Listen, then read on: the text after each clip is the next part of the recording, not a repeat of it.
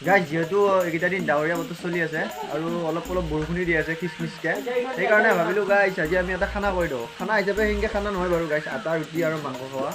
যোনে যোনে যি পাই তাকে দিছি আৰু মাংস আনিলোঁ ইফালে আটাও আনিলোঁ অলপ ইফালে আমাৰ কিশোৰ দাই ধুনীয়াকৈ আটা গোল কৰি মাৰি আছে গাইজ এইখন দেখা পাইছে আপোনালোকে কিমান ধুনীয়াকৈ মাৰে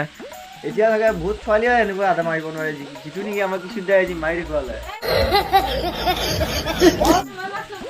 আৰু এজনী হ'ল ৰান্ধনী বাইদেউ আৰু এইটো আমাৰ বিকাশ ভাই নমস্কাৰ ৰাইজসকল আমাৰ ইনষ্টাগ্ৰামত পেজ আছে ফ'ল' কৰিব আপোনালোকে আমাৰ ভিডিঅ'বিলাক চাব বিকাশ জেগা বুলি আছে হয় আৰু এইফালে বৌয়ে ধুনীয়াকৈ মাংস ভাজি আছে গাইছ আৰু অলপ দেৰিকৈ আমি খাম দেই বেয়া ধোৱাই ধৰিছোঁ মাংস আৰু ৰুটি বনোৱা কমপ্লিট হৈ গ'ল এতিয়া খাব লাগে এইফালে বৌয়ে ধুনীয়াকৈ বনাই মানে ভগাই আছে আমাৰ লাগি আৰু এইফালে চব আহি পালা এতিয়া খাব লাগে আপোনালোক হাতত ধুনীয়াকৈ ৰুটি আৰু মাংস আহি পালে এতিয়া আমি খাওঁ সকলোৱে খাবলৈ বহি গৈছে গাইছ আপোনালোকক লগ পাম এটা নতুন ভিডিঅ'ত আজিলৈ বাই বাই জয় অসম।